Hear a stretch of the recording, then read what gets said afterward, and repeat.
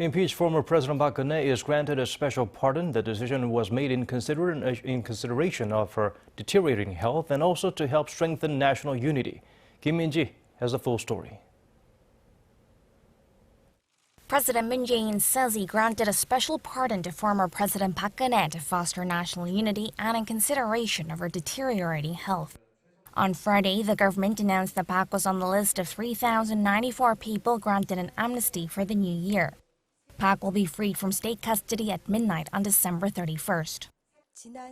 President Moon said now is the time to boldly gather strength toward the future rather than argue and be drenched in the past. There's a desperate need for national unity and humble inclusiveness, especially given the many problems ahead of us.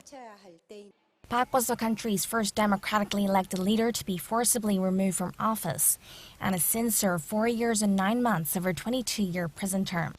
The former conservative leader was convicted of abuse of power and colluding with her close confidant to take millions of dollars in bribes from some of the country's conglomerates like Samsung. Soon after the announcement, the former president expressed her gratitude to President Moon. Through her lawyer, Park also said she was sorry for worrying the public and that she would focus on her treatment in hospital. Park, currently receiving care at Seoul Samsung Hospital, has been suffering from chronic shoulder and back pain and underwent surgery in 2019. Former President Park expressed her deepest gratitude to President Moon and the government for deciding to pardon her despite difficulties. She will focus on her medical treatment and thank the people in person as soon as possible. On Friday, President Moon also restored the political rights of former Prime Minister Han Myung-suk, who served during the Liberal Roh Moo-hyun administration. She was convicted of receiving slush funds and completed her 2-year prison sentence in 2017.